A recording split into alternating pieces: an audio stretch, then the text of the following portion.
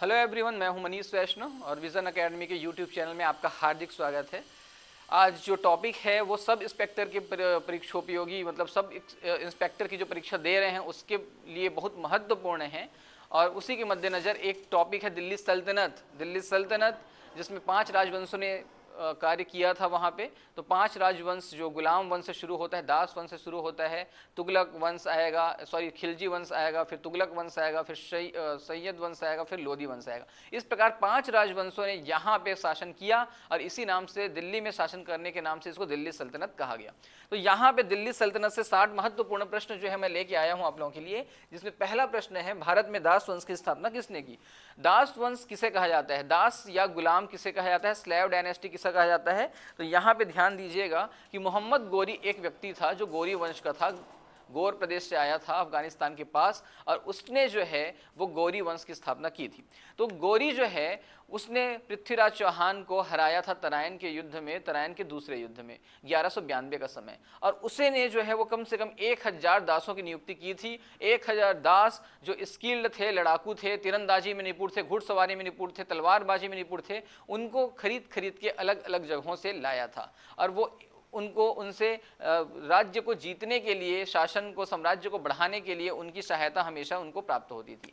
तो उसी में से एक प्रमुख दास था जिसका नाम था कुतुबुद्दीन ऐबक, और कुतुबुद्दीन ऐबक ने ही दास वंश की स्थापना की। दास वंश की स्थापना कब होती है? दास वंश की स्थापना जो है वो 1206 में होती है। 1206 में दास वंश की स्थापना होगी और ये इसके संस्थापक है कुतुबुद्दीन ऐबक। लेकिन जब प्रश्न आएगा कि इसके वास्तविक संस्थापक कौन हैं, तो उसमें उत्तर लिखना पड़ेगा इल्तुतमिश का नाम, क्योंकि कुतुबुद्दीन ऐबक ने दिल्ली पे शासन नहीं किया, वह लाहौर पे शासन करता था और उसने मलिक और सिपह सलार की उपाधि धारण की थी, सुल्तान की उपाधि धारण नहीं की थी। तो इस नाम से हमको ध्यान में देना है कि इल्तुतमिश जो है वास्तविक संस्थापक है, लेकिन कुतुबुद्दीन ऐबक दास वंश का प्रमुख संस्थापक है, केवल संस्थापक है कुतुबुद्दीन ऐबक। अगले प्रश्न पे चलते हैं। लाख बख्श के नाम से कौन प्रसिद्ध था? लाख बख्श के नाम से भी जो है वो कुतुबुद्दीन ऐबक जाना जाता है। कुतुबुद्दीन ऐबक जो है लाख बख्श के नाम से जाना जाता है। क्यों जाना जाता है? क्योंकि यह जो है वो लाखों का दान करता था, हर लाखों रुपए जो है वो दान करने वाला व्यक्ति था। इस नाम से कुतुबुद्दीन ऐबक को लाख बख्श कहा जाता था। प्रश्न क्रमांक 3 देखते हैं। कुतुब मीनार का निर्माण किसने प्रारंभ कराया? तो ध्यान दीजिएगा, कुतुब मीनार का निर्माण प्रारंभ करने के लिए कुतुबुद्दीन ऐबक जो है वो जाना जाता है। कुतुबुद्दीन ऐबक ने इसका निर्माण प्रारंभ कराया, लेकिन निर्माण कराने के बाद इसकी मृत्यु हो जाती है, इसलिए शेष कार्य जो है वो इल्तुतमिश ने कराया। तो कुतुब मीनार का वास्तविक संस्थापक कौन है? तो वो भी इल्तुतमिश ही है। लेकिन कुतुब मीनार जो है उसमें 3 आधार स्तंभ तक जो है वो बनवाने का कार्य इल्तुतमिश करता है, और उसके बाद फिरोज शाह तुगलक ने 2 और आधार स्तंभ बनवाते हैं, मतलब 5 स्तंभ बन जाते हैं वहाँ पे, और कुतुब मीनार पूर्ण हो जाता है। एक समय ऐसा आता है कि उसमें कुछ टूट फूट होती है, और जब टूट फूट हो जाती है तो लोधी वंश का शासन था, और वहाँ पे एक शासक है सिकंदर लोधी। तो लोधी वंश का जो अकबर कहा जाता है, सिकंदर लोधी, और उसी ने जो है वो फिर आगे निर्माण कराया कुतुब मीनार का। तो कुतुब मीनार का निर्माण पूरा हुआ फिर से पुनर्निर्माण कराने के बाद। तो इस प्रकार से कुतुबुद्दीन ऐबक ने, इसका उत्तर तो आएगा कुतुबुद्दीन ऐबक, इल्तुतमिश, फिरोज शाह तुगलक और सिकंदर लोधी का नाम भी आप लोगों को जानना होगा। ठीक है, आगे देखते हैं। दिल्ली सल्तनत का वास्तविक संस्थापक किसको कहा जाता है? मैंने इससे पहले भी उत्तर बता दिया, इल्तुतमिश, तो इसमें कोई शक नहीं है, इल्तुतमिश उत्तर आएगा। तुर्कान ए चहलगामी का गठन किसने किया? तुर्कान ए चहलगामी क्या है? चहलगामी लिखा हुआ है, चहलगामी होता है। चहलगामी क्या होता है? ये तुर्की भाषा का शब्द है। तुर्कान ए चहलगामी क्या है कि 40 विश्वसनीय लोगों की एक टीम, 40 विश्वसनीय सरदारों की एक टीम, 40 अमीरों की टीम किसने तैयार किया था? तो इल्तुतमिश ने तैयार किया था, कि वह अपने साथ जो है वो 40 लोगों की टीम को भी रखा हुआ था, जो महत्वपूर्ण फैसले में इल्तुतमिश की मदद करते थे। तो इसका संस्थापक कौन है? इसकी स्थापना किसने की? तो इसकी स्थापना किसने की है? इल्तुतमिश ने की है। ये उत्तर को आप लोगों को नहीं भूलना है। दिल्ली सल्तनत की प्रथम और अंतिम महिला शासिका कौन थी? तो इसका उत्तर तो आप लोग पता है कि दिल्ली सल्तनत की प्रथम महिला थी रजिया सुल्तान, इल्तुतमिश की सुपुत्री थी, और वह जो है वो 1236 में इल्तुतमिश की मृत्यु के बाद शासिका बनती है।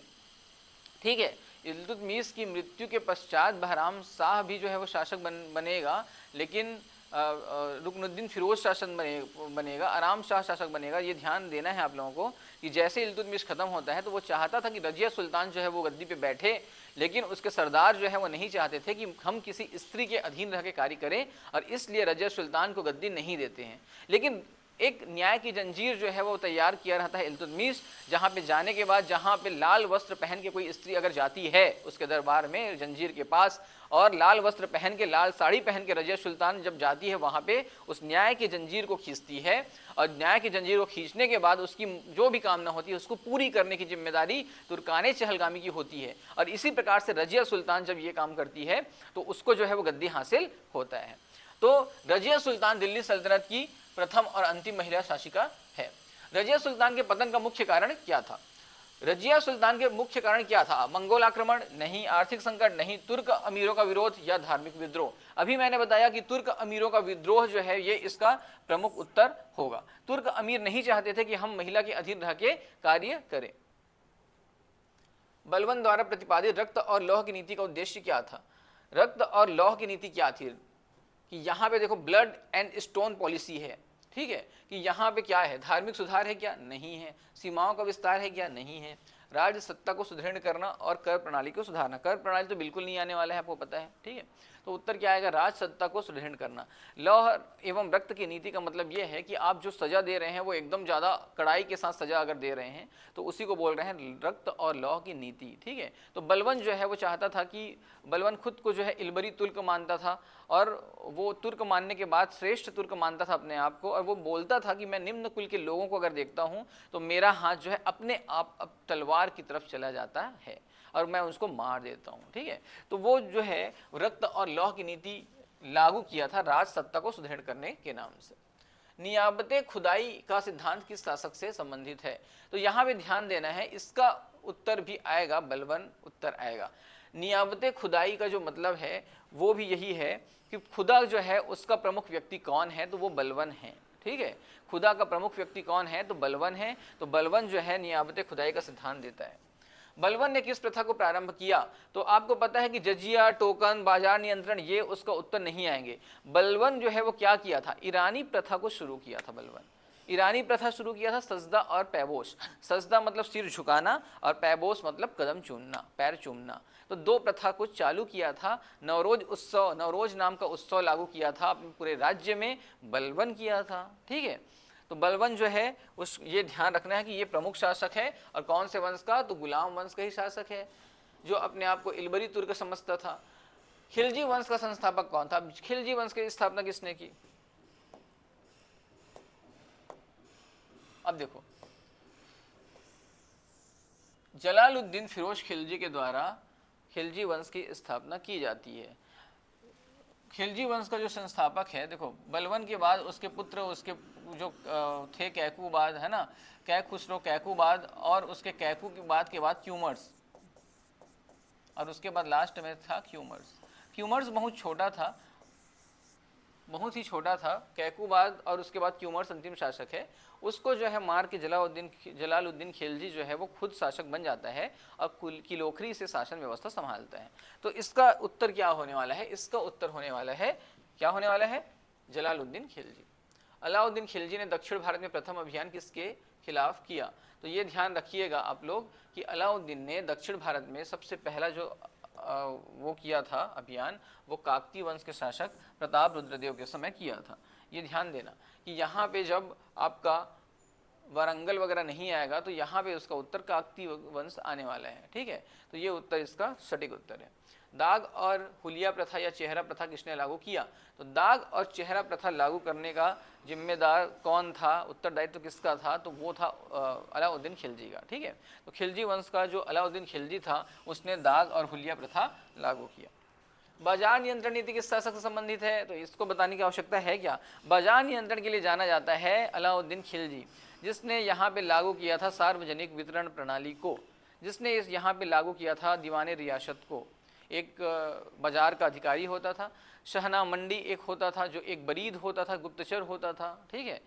तो इस प्रकार से अलग अलग चीज़ों के लिए अलग अलग बाजार बनाए गए थे और हर वस्तु के दाम निर्धारित कर दिए गए थे। तो ये चीज़ ध्यान रखना कि अलाउद्दीन खिलजी ने बाजार व्यवस्था, एक बहुत सुंदर बाजार व्यवस्था बनाया था। और सार्वजनिक वितरण प्रणाली, जो इस प्रकार से मंडी में अनाज मिलते हैं, अभी वर्तमान में मिलते हैं, उसी प्रकार से मंडी में अनाज वहाँ पे मिलते थे और समर्थन मूल्य भी उसने लागू कर दिया था। ये ध्यान आपको रखना है। अलाउद्दीन खिलजी ने बाजार नियंत्रण का मुख्य उद्देश्य क्या था? तो यहाँ पे देखो, विशाल सेना का कम वेतन पर पालन, सबसे सटीक उत्तर यही था इसका कि ये सेना पे कर का भार जो है उसको कम करने के लिए इस चीज़ का स्थापना किया था। तो इसका उद्देश्य था विशाल सेना का कम वेतन पर पालन। ठीक है, तो सेना के लिए इसने, सभी के लिए वैसे इसने स्थायी रेट जो है वो निर्धारित कर दिए थे, सेना को इससे ज़्यादा फायदा हो रहा था। दीवानी रियासत विभाग किससे संबंधित है? तो अभी जो मैं बताया हूँ दीवानी रियासत विभाग, ये बाजार नियंत्रण से संबंधित था। बाजार नियंत्रण से संबंधित विभाग है दीवाने रियासत। अमीर खुसरो किस शासक के दरबारी थे? इससे सरल प्रश्न हो नहीं सकता। अलाउद्दीन खिलजी के समय अमीर खुसरो थे। और वैसे एक चीज़ ध्यान देना कि अमीर खुसरो जो है वो 8 सुल्तानों के शासनकाल में शासन करने वाले व्यक्ति हैं। अमीर खुसरो 8 सुल्तानों के समय, लेकिन अलाउद्दीन खिलजी के समय ये कभी प्रमुख व्यक्ति यहाँ पे थे।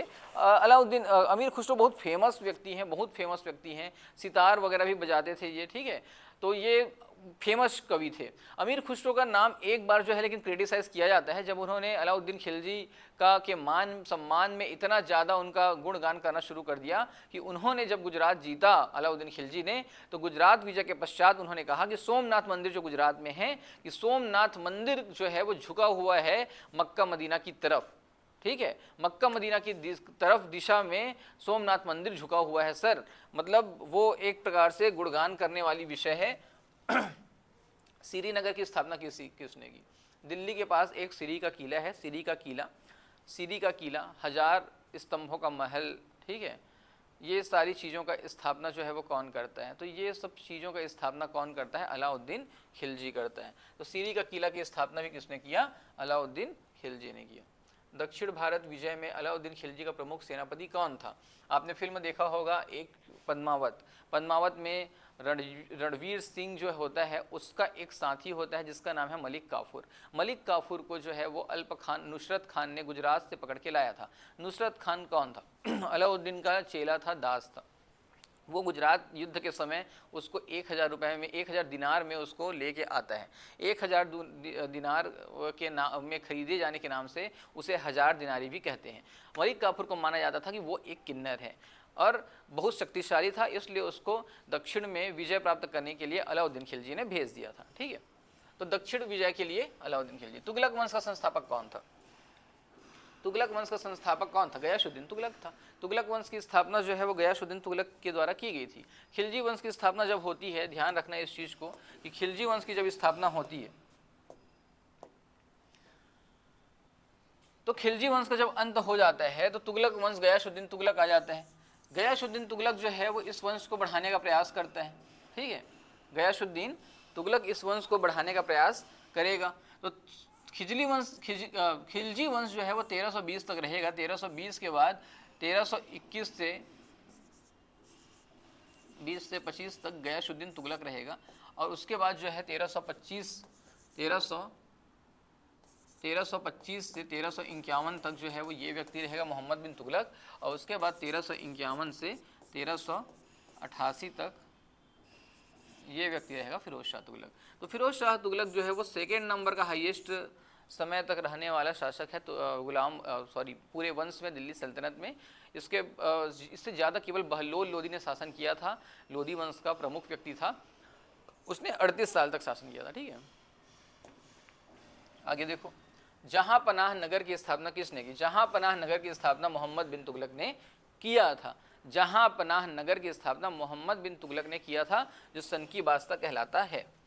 राजधानी को दिल्ली से दौलताबाद स्थापित करने वाला कौन था? तो ये भी 5 योजनाएं जो फेल योजनाएं थी उसमें एक योजना था राजधानी को परिवर्तन कराना, दिल्ली की जगह पे दौलताबाद ले जाना, कि वहाँ पे मंगोल आक्रमण के नाम से या प्रशासनिक सुविधा असुविधा के नाम से वो चाहता था कि दौलताबाद जो महाराष्ट्र के पास है वहाँ पे इसको स्थापित किया जाए, लेकिन ये योजना उसकी फेल हो जाती है।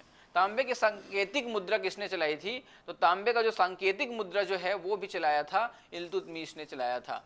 ठीक है, चांदी और तांबे की जो सांकेतिक मुद्रा है, तांबे की सांकेतिक मुद्रा मोहम्मद बिन तुगलक ने ही चलाया था और मोहम्मद बिन तुगलक जो है सांकेतिक मुद्रा का प्रचलन करता है। सभी जगह पे जो है वो टकसाल जो है वो बनने शुरू हो जाते हैं। सिक्कों पे कोई भी प्रकार का सरकारी चीज़ जो है, सरकारी चिन्ह नहीं था। इस नाम से घर घर में टकसाल बनना शुरू हो गया और इससे योजना जो है वो फ्लॉप हो गया बुरी कदर। तो तांबे का जो सांकेतिक मुद्रा है वो भी मोहम्मद बिन तुगलक ने चलाया था। इल्तुतमिश ने शुद्ध अरबी सिक्के चलाए थे, 2 प्रकार के, टंका और जीतल, चांदी और तांबे के, ये भी याद रख लेना। मोहम्मद बिन तुगलक की कौन सी योजना सफल रही? ठीक है, तो देखो एक चीज़ ध्यान रखना, राजधानी परिवर्तन जब कराया दिल्ली से दौलताबाद फ्लॉप हो गया। सांकेतिक मुद्रा जब चलाया तांबे का, वो भी फ्लॉप हो गया। कराची अभियान जब करेगा तो वहाँ पे जो है वो सैनिक मरने लगेंगे, बहुत बर्फ होगा, बहुत ज़्यादा बर्फीला स्थान है, ठंडा स्थान है, माइनस में डिग्री सेंटीग्रेड है। तो दीवाने को ही एक है जो कृषि के लिए बनाया गया था, विभाग बनाया गया था कृषि के लिए, और कृषि के लिए विभाग बनाने के पश्चात जो है वो ये क्या करता है कि तकावी ऋण देता है लोगों को, फसल ऋण देता है, तकावी ऋण बोलते हैं उसको, फसल ऋण को। तो तकावी ऋण की व्यवस्था किया था, यही योजना इसकी ठीक ठाक थी, सही थी। दीवाने कोही विभाग का संबंध किससे था? दीवानी कोही का संबंध अभी मैंने बताया कि कृषि से संबंधित था। ठीक है, अगला प्रश्न, इब्न बतूता किस शासन के समय भारत आया? इब्न बतूता बगल में जूता, आप लोग गाना सुने हो कई बार, है ना? तो इब्न बतूता किसके समय में आया था? इब्न बतूता मोरक्को का से आया हुआ था, मोरक्को से आया हुआ था, पढ़ा लिखा व्यक्ति था, इसके परिवार में बहुत सारे लोग पढ़े लिखे थे। तो इब्न बतूता आता है कहाँ पे? मोहम्मद बिन तुगलक के समय में। मोहम्मद बिन तुगलक इसको जो है वो दिल्ली में काजी बना देता है। काजी मतलब समझते हो ना, मौलवी टाइप का व्यक्ति बना देता है, क्योंकि ये पढ़ा लिखा है। और उसके बाद 20 साल तक यहाँ पे रहेगा, और जाने के उसके बाद जो है वो मोहम्मद बिन तुगलक के राज से ये जब जाता है तो ये उसके बाद चाइना जाता है। ठीक है, तो मोहम्मद बिन तुगलक के समय इब्न बतूता आता है। रेहला नामक पुस्तक किसने लिखी? तो यहाँ पे इब्न बतूता ने ही रेहला नामक पुस्तक लिखी है, और यही प्रश्न जो है वो परीक्षा में अभी CGPSC 2025 जो 26 में अभी वर्तमान में हुआ था, फरवरी में, उसमें आया था। फिरोज तुगलक ने कितने नगर बसाए? फिरोज तुगलक ने 300 नगर की स्थापना की है। 300 नगर जो है उसकी स्थापना करने वाला फिरोज शाह तुगलक इकलौता बादशाह है। इसने 1351 से 1388 तक 37 वर्ष तक शासन किया है। फिरोज तुगलक ने किस कर को ब्राह्मणों पर भी लगाया? फिरोज तुगलक ने जजिया नामक कर जो था उसको ब्राह्मणों पर लगाया, जजिया कर, इसको ब्राह्मणों पर लगाया। ब्राह्मण लोग हड़ताल करना शुरू कर दिए कि हम लोग ये टैक्स को नहीं देंगे। जजिया कर क्या है? जजिया कर है गैर मुसलमानों पे, मतलब हिंदुओं पे लगने वाला एक धार्मिक कर, उसको लगाया था फिरोज शाह तुगलक ने। लेकिन ब्राह्मणों ने, पहले ब्राह्मणों पे नहीं लगाया जाता था, ब्राह्मणों को छूट मिलता था, लेकिन ब्राह्मणों पे जब लगाया तो ब्राह्मणों ने हड़ताल कर दिया। पूजा पाठ और किसी प्रकार के धार्मिक कार्यक्रम नहीं हो पा रहे थे। ठीक है, मुंडन संस्कार नहीं हो पा रहा था, जन्म संस्कार वगैरह नहीं हो पा रहा था, शादी ब्याह नहीं हो पा रहे थे। तो वहाँ पे फिर बाकी जो समाज के लोग थे, बाकी समाज के लोग, उन्होंने बोला कि ब्राह्मणों को जो जजिया कर लागू किया गया है वो जजिया कर हम लोग खुद देंगे, आप इससे वापस ले लीजिए।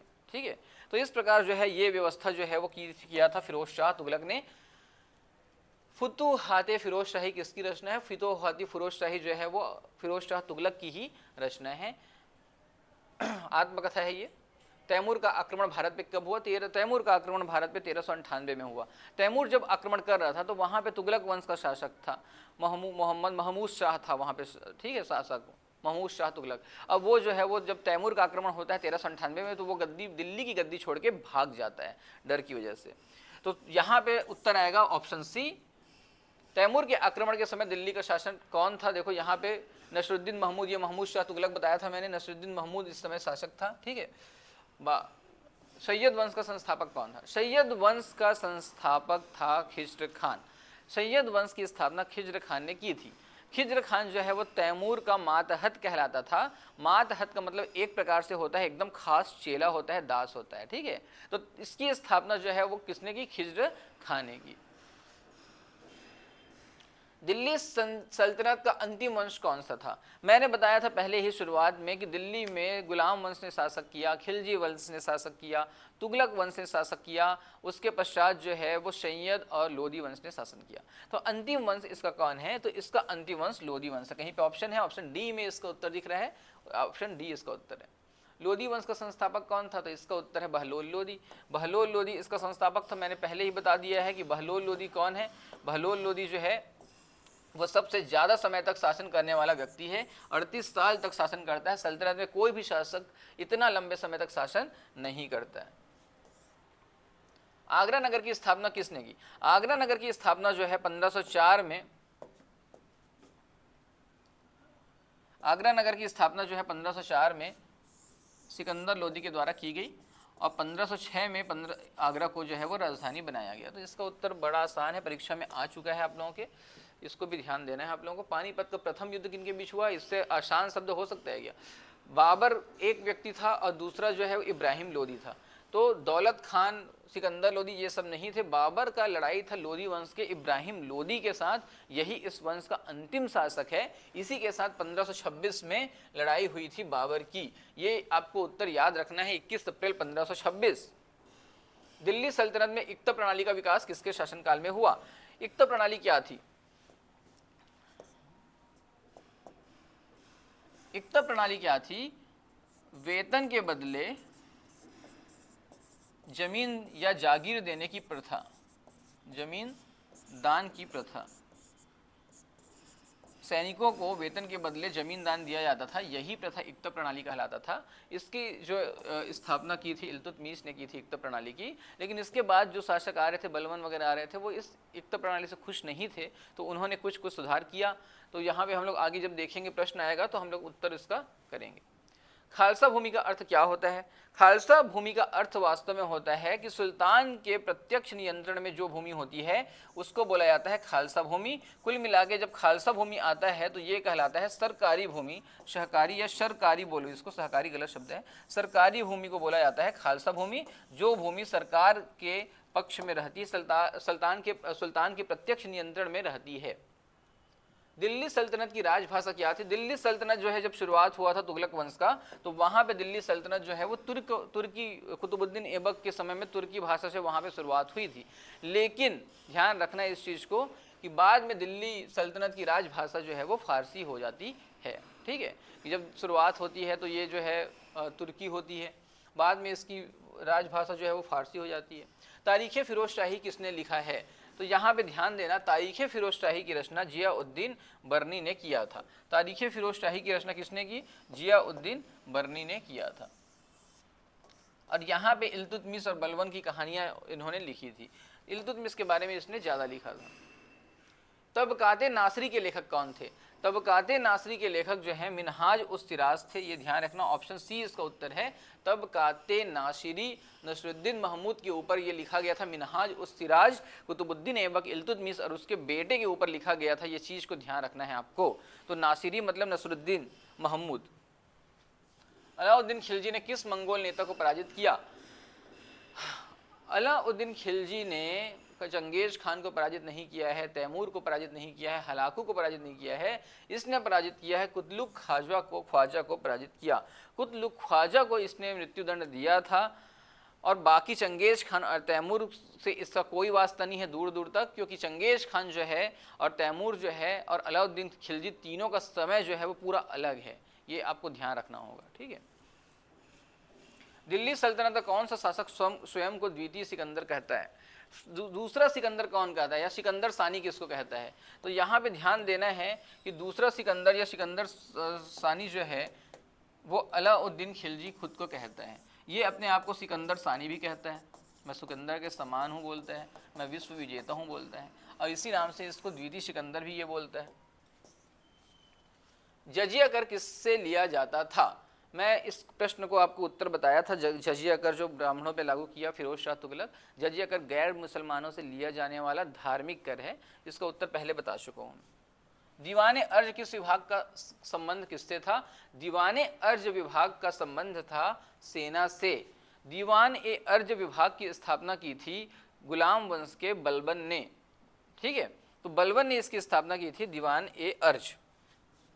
दिल्ली सल्तनत में भूमि राजस्व का प्रमुख स्रोत क्या था? भूमि राजस्व जो है उसका प्रमुख स्रोत जो है वो था खराज। क्या था? खराज। खराज को ही बोला जाता है कि भूमि कर, इसको खराज को बोला जाता है भूमि कर। ठीक है, तो भू राजस्व का प्रमुख स्रोत है। जजिया गैर मुसलमानों से लिया जाने वाला कर है। जकात जो है मुसलमानों से लिया जाने वाला जकात, दान करते हैं वो लोग। ठीक है, खुम्स जो है सैनिकों के द्वारा लूट का माल जो एकत्रित करते हैं, लूट करके लाते हैं, उसको बोला जाता है खुम्स बोला जाता है। और उसके बाद खराज है जो कृषि भूमि पे लिया जाता है। सल्तनत काल में मुहतसिब का कार्य क्या था?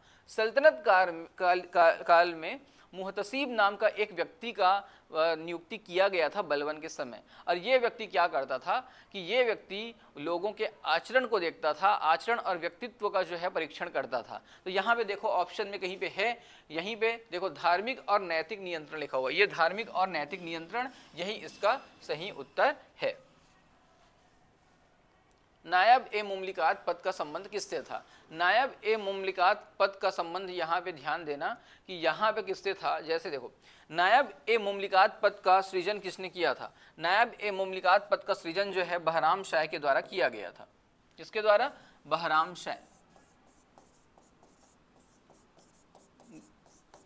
बहराम शाह ने नायब ए मुमलिकात का स्थापना किया था और इसके हिसाब से ये जो है वो सुल्तान का एकदम खास व्यक्ति होता था। सुल्तान के बदले में राय वगैरह निर्णय लेने के लिए इस विभाग की स्थापना की गई थी। तो एक व्यक्ति था, एतिगीन नाम से एक व्यक्ति था, ये सबसे पहले नायब ए मुमलिकात बनाया जाता है और बाद में बलबन भी नायब ए मुमलिकात बनता है। तो सभी अधिकारों का स्वामी कहलाता है, सभी अधिकारों का स्वामी, सभी अधिकार इसको मिल जाते हैं नायब ए मुमलिकात को, सभी अधिकार। तो ये कौन था? ये उपशासक है। ये उपशासक है, धार्मिक अधिकारी नहीं है, मुख्य न्यायाधीश नहीं है, सेना प्रमुख भी नहीं है। ये कौन है? उपशासक है। बहराम शाह ने सृजन किया। किस शासक ने सर्वाधिक नहरों का निर्माण किया? तो यहाँ पे उत्तर बहुत आसान है कि यहाँ पे आप ध्यान दीजिएगा, फिरोज शाह तुगलक ने सर्वाधिक नहरों का निर्माण किया था। हम देख भी रहे थे कि 2 प्रकार के नहर हम लोग पढ़ते हैं, 11 प्रकार के नहर वहाँ पे बनाते हैं, रजवाही और उलुग खानी और रजवाही 2 नहर ऐसे हैं जो बहुत फेमस थे हरियाणा वाले क्षेत्र में, जो गंगा और सतलज नदी के पास बनाए गए थे। तो फिरोज शाह तुगलक का नाम आता है सबसे ज़्यादा शहर की स्थापना करने में और नहरों का निर्माण करने में। नहरों का निर्माण वैसे फिरोज शाह तुगलक से पहले गयासुद्दीन तुगलक ने भी किया था। दिल्ली सल्तनत के किस शासक ने सबसे पहले दक्षिण भारत पर प्रभावी नियंत्रण स्थापित किया? तो इसका उत्तर मैंने पहले बता दिया कि मलिक काफूर जो बुलाया गया था अलाउद्दीन खिलजी के समय, एक किन्नर जो दास था, जो जिसको 1000 दिनारी बोला जाता था, उसी के द्वारा जो है वो जीता गया था दक्षिण। तो अलाउद्दीन खिलजी इसका सटीक उत्तर है। 1000 खंभों का महल किस शासक से संबंधित है? ये भी मैंने बताया था कि 1000 खंभों का महल भी अलाउद्दीन खिलजी बनाता है। सीरी के किले के समय बताया था इसको मैं। सल्तनत काल में खुम्स क्या था? ये भी बता चुका हूं मैं आपको कि युद्ध लूट का 5वां भाग, यही उत्तर है इसको। सैनिक क्या करते थे? सैनिक जो है युद्ध करने जाते थे, युद्ध से बहुत सारा माल लूट के लाते थे, तो उसका 5वां भाग जो है सैनिक लेते थे और बाकी को जो है वो राजा को दे देते थे। ठीक है। लेकिन फिरोज शाह तुगलक ने क्या किया? फिरोज शाह तुगलक ने ये किया कि युद्ध से जीता हुआ जो भी माल आएगा उसका जो है वो 80% हिस्सा जो है वो रखेंगे सैनिक खुद और 20% जो है वो सुल्तान को देंगे। ठीक है। तो यही कहलाता है क्या? खुम्स। किस शासक ने उलेमाओं के प्रभाव को सर्वाधिक चुनौती दी? उलेमा जो होते थे उसके प्रभाव को सर्वाधिक चुनौती देने वाला कौन व्यक्ति है? उलेमा जो होते हैं उसके प्रभाव को सर्वाधिक चुनौती कौन देगा? तो उलेमा की बातों को जो मानेगा नहीं, जो उलेमा की बातों से अपने आप को ज़्यादा श्रेष्ठ समझेगा, जो खलीफा की बातों को स्वीकार नहीं करेगा, इस प्रकार का एक व्यक्ति था इस काल में और उसका नाम था अलाउद्दीन खिलजी। दार उल सफ़ा किससे संबंधित है? दारुल सफ़ा किससे संबंधित है? तो इसको ध्यान रखना है कि ये एक अस्पताल होता था। दारुल सफ़ा क्या होता था? अस्पताल होता था, चिकित्सालय। ठीक है। दिल्ली, हाँ, इसको स्थापना किसने किया था? दारुल सफ़ा जो है वो फिरोज शाह तुगलक के समय हुआ था। ठीक है। दिल्ली सल्तनत का कौन सा शासक सबसे अधिक शिक्षित माना जाता है? ये प्रश्न बहुत अच्छा प्रश्न है। देखो, दिल्ली सल्तनत में क्या होता है कि दिल्ली सल्तनत में जो सबसे पढ़ा लिखा शासक है वो मोहम्मद बिन तुगलक है। अब सबसे असफल शासक कौन गिना जाता है? तो मोहम्मद बिन तुगलक ही असफल शासक भी है।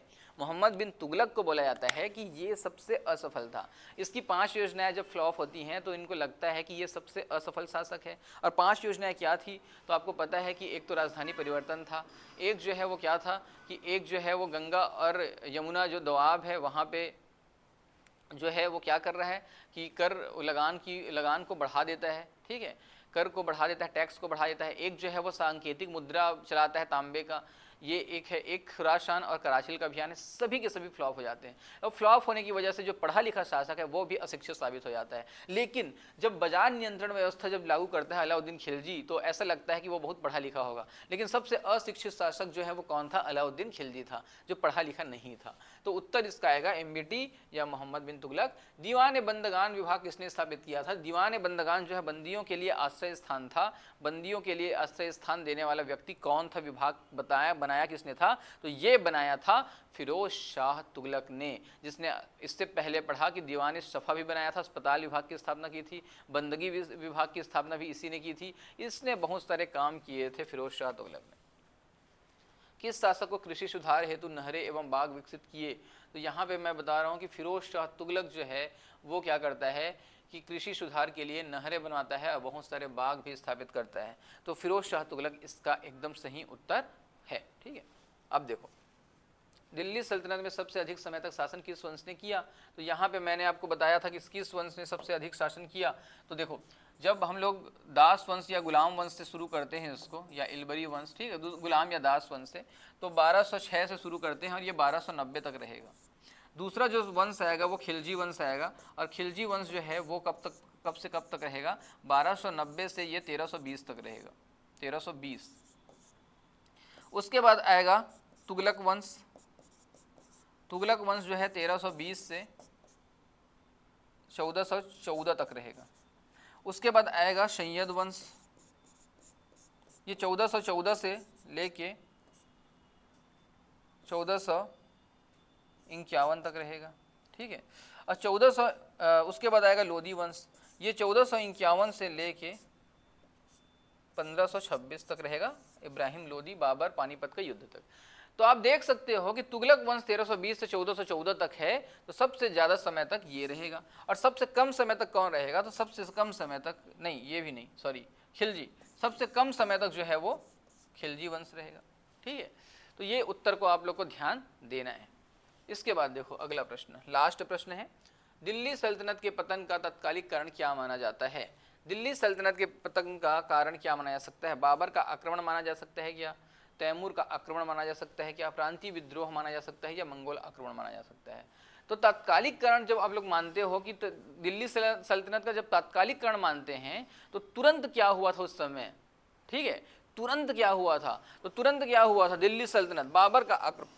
यहाँ पे क्या उत्तर आएगा? बाबर का आक्रमण, ये तात्कालिक कारण था। लेकिन जब हम लोग थोड़ा सा और देखेंगे तो वहाँ पे क्या होगा कि सभी कारण कुछ ना कुछ लगेंगे। देखो मंगोल आक्रमण हो रहा था दिल्ली सल्तनत में, तैमूर का आक्रमण 1398 में होता ही है नसरुद्दीन महमूद के समय में, प्रांतीय विद्रोह हो ही रहे थे, हर प्रांत में अलग अलग विद्रोह हो रहे थे। तो लेकिन हम लोग से पूछा गया है कि तत्कालिक कारण क्या था? तो ये 21 अप्रैल 1526 को बाबर का आक्रमण। अब इस प्रकार से दिल्ली सल्तनत पे 60 क्वेश्चन जो है हमने कराए हैं, वो सब इंस्पेक्टर की परीक्षा के लिए अत्यंत महत्वपूर्ण है। आप लोग इनको ध्यान से देखिएगा। बहुत बहुत धन्यवाद।